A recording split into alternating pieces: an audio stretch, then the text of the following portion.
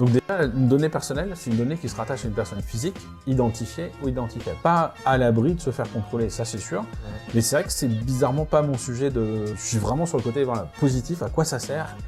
Mais même si, évidemment, la CNIL est là.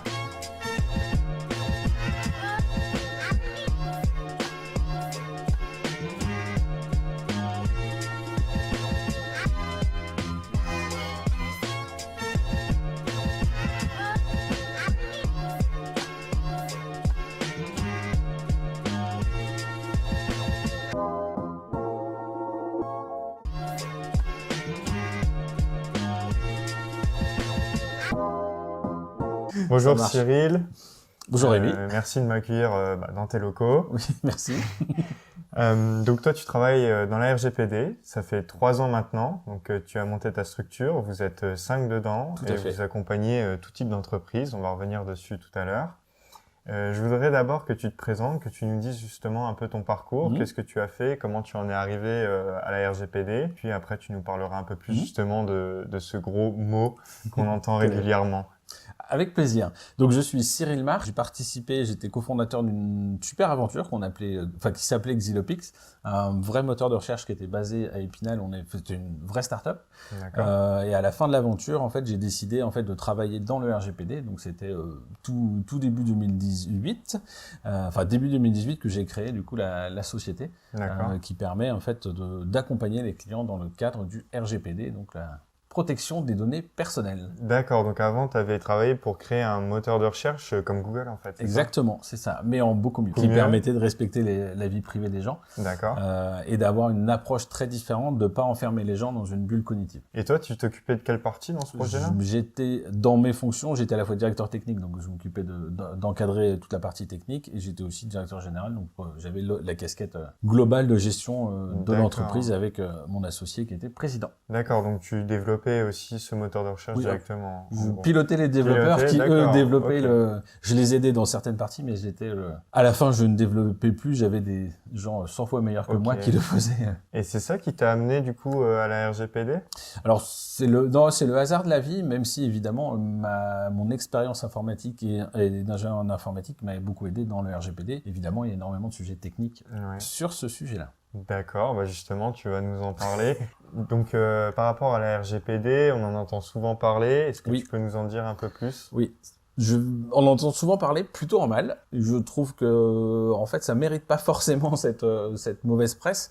C'est un sujet qui est à la fois passionnant, à la fois quand on accompagne les organismes, les entreprises, évidemment, ça permet de découvrir leur fonctionnement. Donc, humainement, c'est plus qu'intéressant pour nous. Et on voit, en fait, l'apport que ça peut avoir de s'occuper de la protection des données personnelles, à la fois des salariés et des agents qui sont chez nos clients, et bien sûr les usagers et clients de nos clients. D'accord, parce que du coup, en fait, la RGPD, quand tu vas arriver dans une entreprise, ce sera pour faire quel type d'action?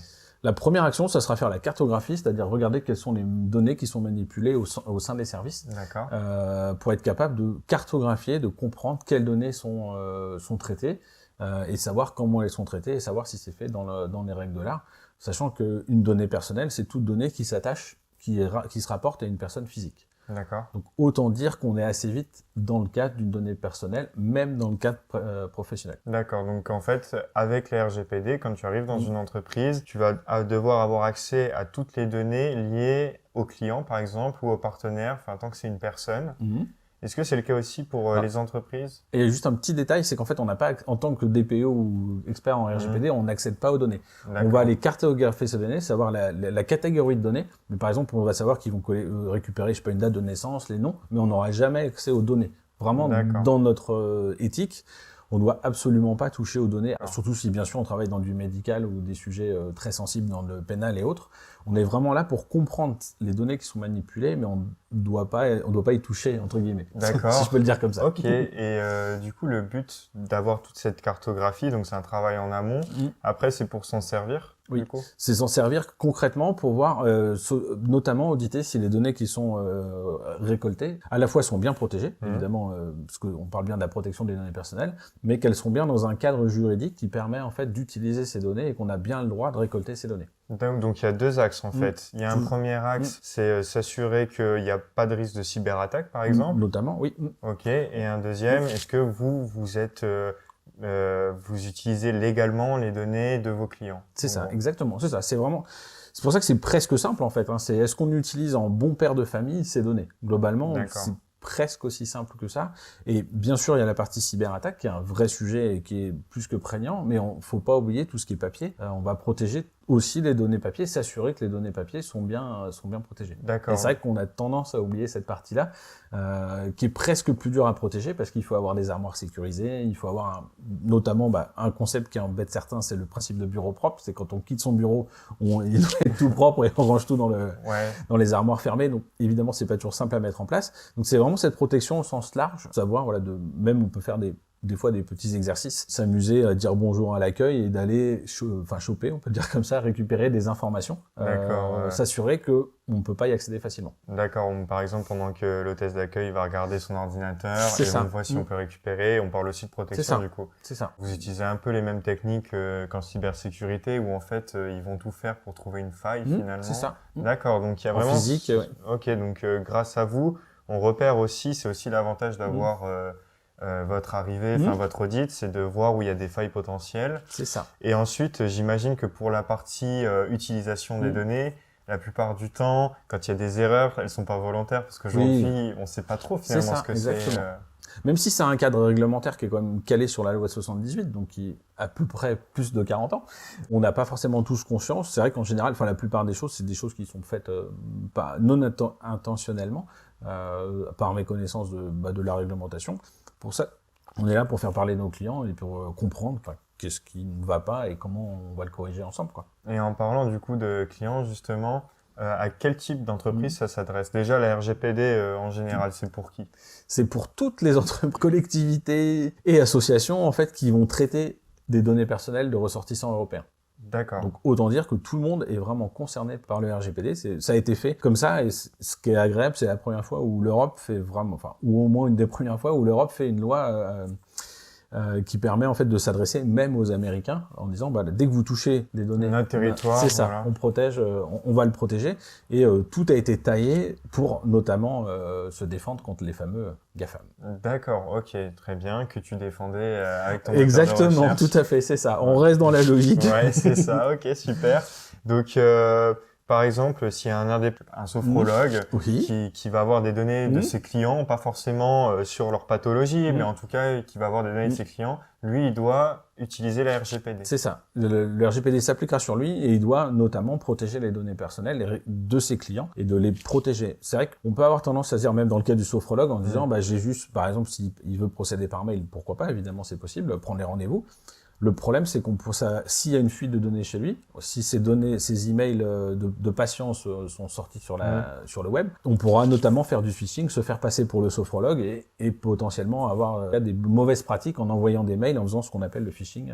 Et au final, ça aura un impact sur la vie privée de ses clients. L'objectif, c'est de protéger la vie privée des personnes physiques. D'accord. C'est l'objectif. Et c'était intéressant parce que tu m'as parlé d'emails. Ce que tu dis, il faut catégoriser où sont les données clients. Oui. Moi, j'aurais jamais pensé à me dire, ok, il faut que je dise ce qu'il y en a dans les mails, ou on en a même dans les contacts sur le téléphone. C'est ça. Est-ce que tu peux nous faire un peu succinctement une liste des choses où elles peuvent être Elles sont partout. En fait, les données personnelles, c'est vrai que c'est assez drôle parce que dans certains cas, je vais voir la première fois les personnes où on va voir et ils nous disent on manipule pas de données personnelles. Et en fait, il suffit de discuter quelques secondes, de revenir à ce que c'est que la définition d'une donnée personnelle. On pourra revenir plus en détail d'ailleurs sur des choses beaucoup plus fines sur la définition. On s'aperçoit en fait que il y en a vraiment partout et on a vraiment un énorme ennemi, c'est les mails. D'accord. Parce qu'en fait, les mails, respecter le RGPD par les mails, c'est quasiment impossible, notamment sur la durée de conservation. Parce qu'on ne doit pas stocker des données si on n'en a plus besoin, si on n'a pas un intérêt légitime, un intérêt à les garder. Et pour ça, les mails, c'est pas hyper pratique parce qu'on n'est pas capable d'effacer les mails, on sait pas à qui on les a transférés. Donc c'est vrai que l'outil mail est quelque chose de génial qui est apparu tout doucement avec Internet, mais qui au final, en termes de protection des données personnelles, va pas du tout. Mais si on reste sur cet exemple de mail, du coup, par exemple, si j'ai l'adresse mail d'un client, ça, faut que je le note comme étant une donnée liée c'est ça. C'est ça, une donnée liée au client, c'est ça. Donc il y a les... Si c'est un client personne physique. Ok, d'accord. Donc, typiquement ton patient, le patient du sophrologue. Que je ne suis pas sophrologue, pas encore. Ça viendra peut-être. Peut-être un jour, ouais. Donc du coup, les mails, est-ce qu'il y a des choses auxquelles d'habitude les gens ne pensent pas et après ils se disent ah oui mais... Les dossiers papier, ça c'est vraiment le dossier papier. Partout où on va, hein, chez plein de professions, quand on va, on voit les dossiers de plein de gens et ça peut quand même poser problème suivant les sujets où on va. Si on va chez qui sont abordés, si on va chez un je sais pas un sophrologue, on va avoir potentiellement la liste de tous les gens qui vont chez ce sophrologue-là. Donc peut-être que dans ces spécialités-là, c'est pas grave, mais il y a d'autres spécialités où ça peut l'être. Où ça peut l'être. Rien que le fait d'avoir le nom associé à un médecin, ça donne déjà une information. Des indications, ouais. D'accord, ok. Qui peuvent être détournées en fait. D'accord. Donc le RGPD se glisse vraiment partout. Je sais que c'est chiant, ça embête tout le monde, même on peut me dire, on entend souvent, mais on peut plus travailler à cause du RGPD, c'est impossible, on peut pas monter de boîte. En fait, si, parce qu'il suffit de pas grand chose, surtout quand on démarre, pour prendre les bonnes habitudes. Quand on est tout seul et qu'on va prendre son premier salarié, c'est très facile en fait de mettre en place les premières briques.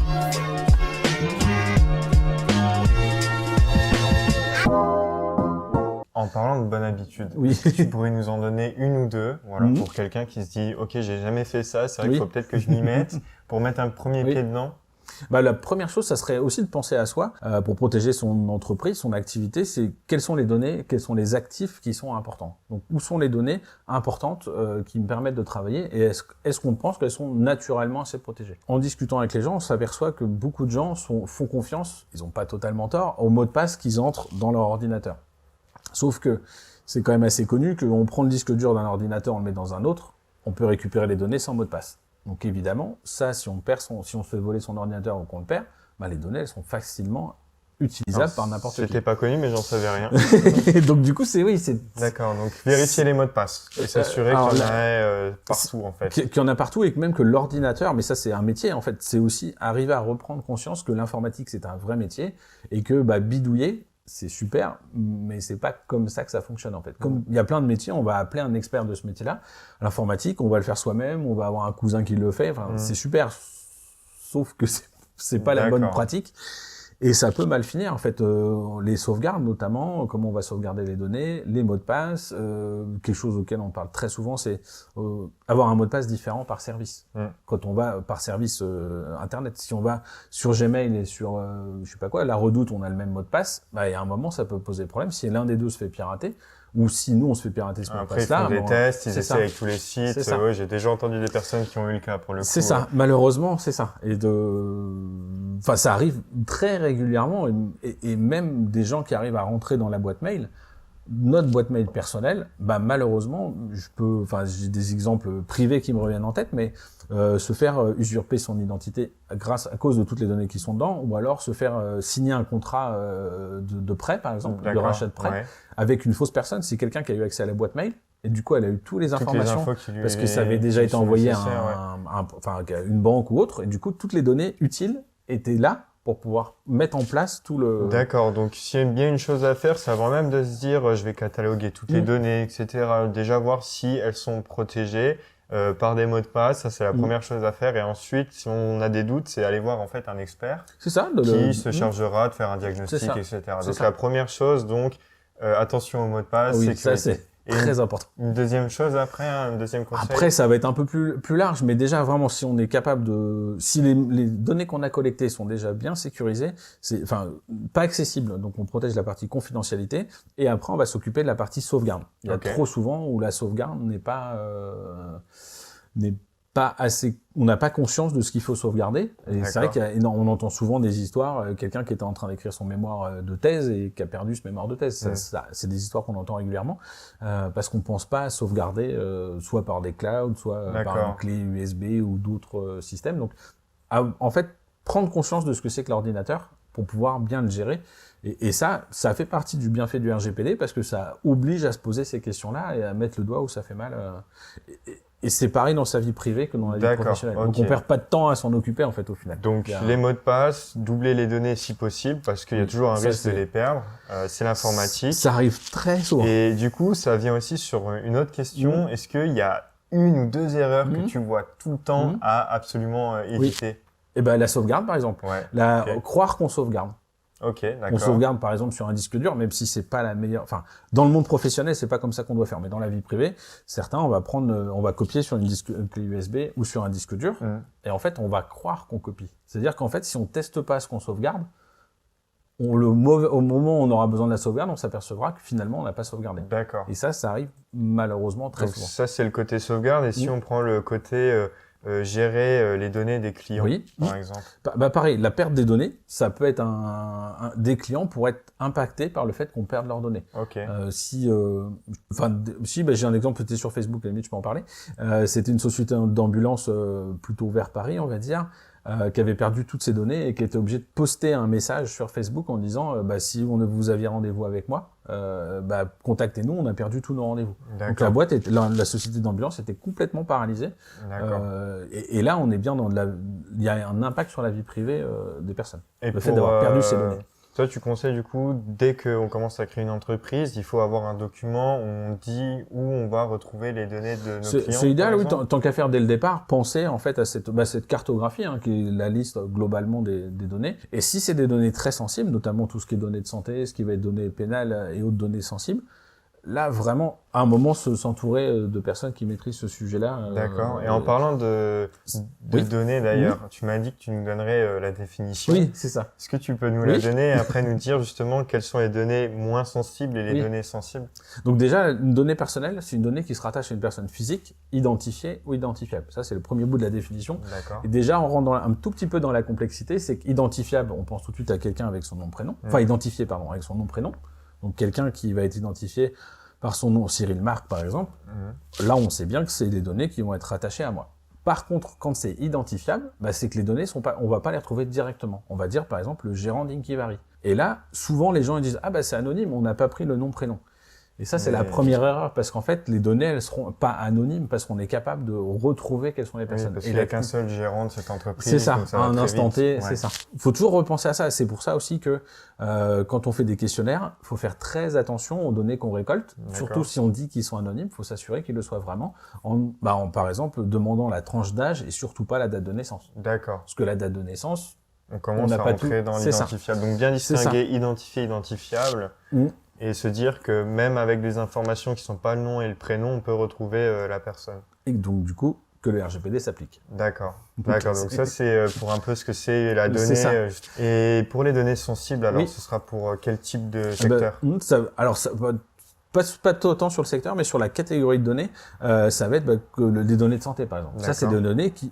Le RGPD est fait d'une certaine manière et indique que sont interdites la manipulation de certaines données, dont les données de santé, dont les données qui sont en rapport avec la génétique, les données pénales. Ça, c'est les deux branches où si vous êtes dedans, il faut vraiment aller voir quelqu'un. C'est ça, exactement. RGPD. Et surtout, presque avant, pourquoi pas, c'est vraiment parce qu'on a quand même un gendarme, c'est la CNIL, exactement, cette fameuse CNIL en fait qui a fait sur son site internet, les choses sont vraiment très bien faites, sont très bien expliquées.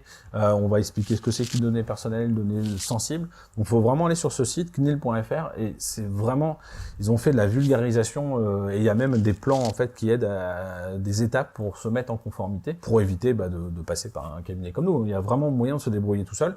Après, c'est sûr que dès qu'on va toucher certaines données, il vaut mieux se faire accompagner par un professionnel. C'est ça. Comme pour tout métier que j'ai sur l'informatique.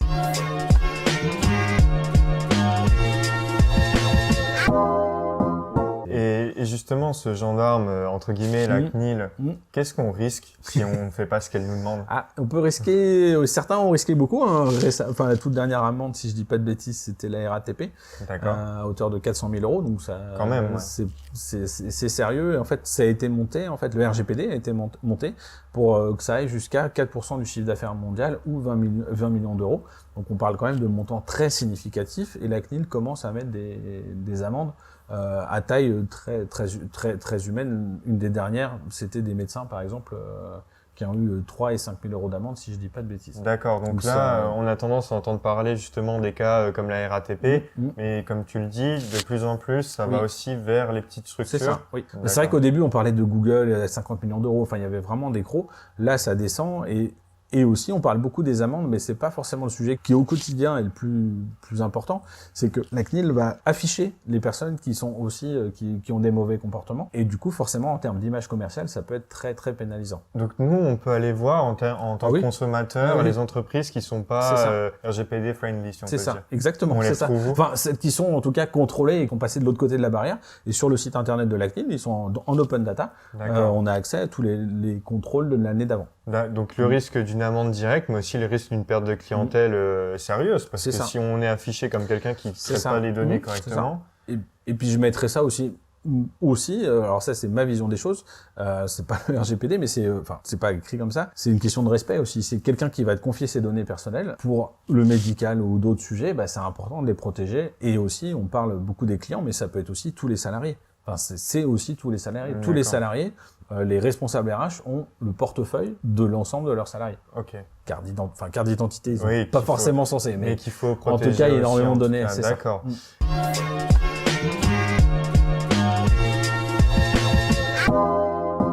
Et du coup, donc là, on va dire, c'est tout les inconvénients qu'on peut avoir si on ne fait pas. Mais tu m'as parlé quand tu es arrivé d'avantages aussi de suivre la RGPD, pas seulement pour être en règle, mais ça nous apportait quelque chose si on le prenait du bon angle. C'est ça. Parce que c'est vrai que, il y a des choses très désagréables. Il y a les sanctions. Ça fait partie de ce qui fait avancer aussi malheureusement des fois certains sujets. On parlait pas autant de ce sujet-là avant que le RGPD arrive et qu'il y ait des amendes qui arrivent avec. C'est le côté en fait bien fait, en fait être capable de réorganiser son entreprise, d'améliorer certains process. Je dis souvent, je reviens souvent forcément sur la cybersécurité, mais si on peut éviter d'être paralysé, que sa boîte soit paralysée parce qu'on a perdu les données ou qu'il y a une cyberattaque, évidemment sur même bêtement le chiffre d'affaires, ça a un impact. Si on rate un appel d'offres parce qu'on avait un ransomware, on aura définitivement perdu cet appel d'offres. Il y a des deadlines, ou même avec un client, ne pas livrer un client parce qu'on avait un ransomware, c'est pas tout à fait acceptable par le client. Et ça arrive souvent, ça, les ransomware ? Ça arrive malheureusement souvent, de plus en plus souvent. Donc c'est vrai que ça fait partie des choses où tout le monde commence un peu à se mobiliser. Et ça peut faire partie des clients. Les clients qui se disent, je vais pas utiliser cette boîte parce qu'elle me paraît pas assez fragile, pas assez solide, pardon. Et le RGPD, obligeant en fait par 5 articles de s'occuper de la sécurité informatique, enfin sécurité au sens large. Ça rassure et ça oblige, et c'est devenu vraiment une obligation pour les entreprises de s'occuper de ces sujets-là. Et en faisant cette cartographie, on peut s'apercevoir qu'il y a des process qui à la fois servent à rien ou des process qui sont faits en double. Ça permet d'optimiser tout ça et de fluidifier, d'améliorer. J'ai des exemples qui viennent en tête, mais ça m'est déjà arrivé de voir des gens qui copiaient-collaient des données entre 2 logiciels parce qu'il n'y avait pas une plateforme informatique. Il n'y avait pas un cloud central, par exemple. Par exemple, c'est ça. Il y avait vraiment ce copier-coller entre les 2 systèmes. Et si par hasard, cette personne-là, il n'y avait qu'une seule personne qui savait faire ce copier-coller. Donc la boîte, elle tenait sur une personne. Donc là, en fait, on va éviter des risques. En fait, même si c'était pas une obligation, c'est des choses qu'il faudrait faire. C'est ça. Et aussi, on va gagner du temps, en fait. Si on arrive à mieux gérer ces données, et puis on va mettre un premier nez dedans, en fait. On va commencer à comprendre comment ça fonctionne, comme tu as dit, l'informatique. C'est ça, l'informatique, c'est ça. Et à un moment, il faut y aller. Et en fait, c'est une bonne occasion, puisque de toute façon, on n'a pas le choix de s'y mettre et de comprendre.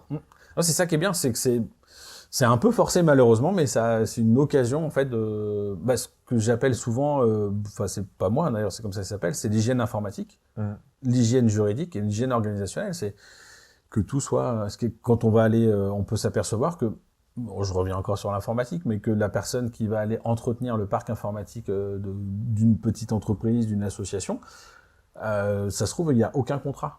On se rend trop compte qu'il n'y a pas de contrat. Donc, quelles sont les responsabilités? Comment on fait? Comment on se retourne? Elle peut repartir avec toutes les données, par exemple. C'est ça. Il n'y a pas le droit, mais en tout cas, il pourra. Donc, c'est vrai que ça, en termes d'impact, c'est vraiment pas rien.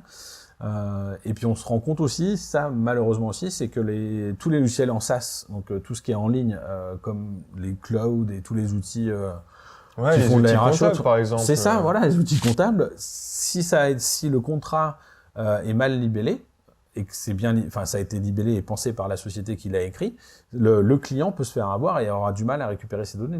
D'accord. Donc c'est quand même embêtant d'avoir en otage ces données comptables, ces données RH. Même si on finira par les récupérer, ça peut paralyser ou en tout cas freiner l'entreprise pendant un moment. D'accord.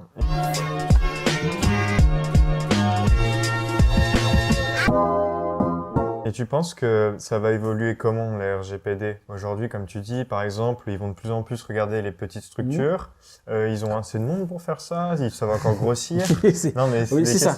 C'est des questions très pragmatiques. C'est vrai qu'on a tendance à se dire aussi, on est loin de Paris, parce qu'ils sont à Paris, mais ils peuvent faire des contrôles en ligne. Donc, aller tester un site, notamment des sites internet. Ils ont fait des très bons outils sur la partie cookies. Ils sont aussi capables de, on va avoir une audition à Paris, aller à Paris pour présenter notre conformité et voir qu'est-ce qui va pas, et ça peut se faire aussi notamment sur place, donc eux ils se déplacent, et à l'inverse, en parallèle, on peut aussi faire envoi sur dossier, c'est-à-dire qu'ils vont envoyer un courrier en donnant 15 jours pour répondre, et il faudra répondre aux points précis qui ont été faits. Donc on n'est pas à l'abri de se faire contrôler, ça c'est sûr. Mais c'est vrai que c'est bizarrement pas mon sujet de... Je suis vraiment sur le côté positif, à quoi ça sert. Même si, évidemment, la CNIL est là, et on ne sait pas où elle sera, et ça peut se faire aussi sur dénonciation, en fait. Quelqu'un qui va poser une plainte à la CNIL en disant les données à tel endroit sont... Ça arrive souvent, ça, les dénonciations? Oui, ça arrive, arrive. Après, elles sont pas forcément suivies par la CNIL, parce que ils sont juges de la suite cohérent ou pas, exactement. Mais en tout cas, c'est possible. D'accord, donc, et tu vois ça grossir, de nouvelles règles, ou moins de règles? Non, a priori, en termes de règles, c'est stable. Par contre, en termes de contrôle, ça va s'augmenter à mesure du temps. Ils cherchent à recruter, ça fait partie des... D'accord, ok, donc c'est vraiment une partie, ça fait partie des priorités, si on peut dire. Oui, c'est ça. D'accord. Et en tout cas, avoir en tête, je fais souvent le parallèle entre l'hygiène dans un restaurant avec le RGPD. Celle des données, d'accord. On n'a pas le choix, un restaurant, ça doit être propre. Oui, en tout cas, en tant que consommateur, on préférait. Des fois, on veut pas voir ce qu'il y a derrière. C'est ça, exactement. C'est mieux de pas le voir, mais c'est ça. Donc, du coup, c'est vraiment le parallèle. Et donc, oui, c'est comme si un restaurateur disait, oui, ça coûte cher la javel, pour 15 000 € de javel tous les ans, mais c'est ton métier. Donc, du coup, la protection des données personnelles doit être inclus dès la conception du projet. C'est ça. Donc ça va prendre du temps. Mais petit à petit, ça se met en place. Ça se met en place. Et en parlant de se mettre en place, donc toi, ça fait 3 ans que tu as ta société. Ça marche bien de ce que tu m'as dit. Et tu te projettes comment dans 5 ans, 10 ans? Toujours au sens large dans la protection, en fait. Il y a des règlements très intéressants qui sortent, que ce soit par l'Europe ou en France, qui servent à protéger à la fois les salariés, les agents, les données. Et c'est vrai que notamment, rien que la partie cybersécurité reste déjà un sujet en soi. C'est une sous-partie du RGPD, si je peux le dire comme ça. Oui, c'est déjà... Il y a la cartographie des données personnelles, mais aussi la protection de ces données. Et tu vas peut-être plus te développer alors sur ce côté cybersécurité. Ça fait partie du développement naturel, et puis d'autres domaines réglementaires. Et aussi, il faut pas oublier que quand on va protéger les données personnelles, on va protéger aussi les données stratégiques de l'entreprise. La stratégie commerciale, par exemple, il n'y a pas forcément de données personnelles dedans. Voire, il n'y a pas de raison qu'il y en ait. Mais si un concurrent met les mains dessus... C'est quand même très embêtant ou la liste des prospects, la liste des prospects entreprises. Clairement. Donc c'est vrai que par rebond, en fait, on va s'occuper de l'ensemble des données de l'entreprise, qui font partie, en tout cas, des actifs de l'entreprise à protéger et à avoir en tête comment protéger ça. Et ça fait naturellement penser à un concept qui est venu, j'allais dire à la mode, en tout cas plus en haut, avec la pandémie, c'est ce qu'on appelle le plan de continuité d'activité. C'est comment on fait pour continuer quand un problème arrive, quand une survenance. Notamment, une cyberattaque, comment on fait pour continuer à travailler. D'accord, donc là, en fait, on va déjà chercher à se protéger, à anticiper, mais ensuite aussi à réagir si ça arrive. C'est ça. Donc la RGPD, en fait, il faut vraiment le voir comme quelque chose de positif, comme tu l'as dit. Exactement, c'est ça. De toute manière, vous n'avez pas le choix. Alors autant le voir d'une manière positive et se dire, ça va vraiment m'aider à structurer mon entreprise en termes d'informatique au sens très large, les données, comment je stocke mes données, où je les mets, et ensuite ça va vous faire gagner du temps, ça va protéger vos informations sensibles. Donc c'est vraiment quelque chose sur lequel il faut se pencher, et comme tu l'as dit, il y a moyen déjà d'avoir des premières connaissances en allant par exemple sur la CNIL. C'est ça. En tout cas, je te remercie beaucoup de nous avoir accordé ton temps. Merci à toi. Et on peut te retrouver donc en lien. Je vais mettre ton profil LinkedIn. Tu m'as dit que tu étais actif dessus. Exactement. Et ton site internet. Voilà, comme ça, si les personnes sont intéressées pour en savoir plus, pour te contacter, elles pourront.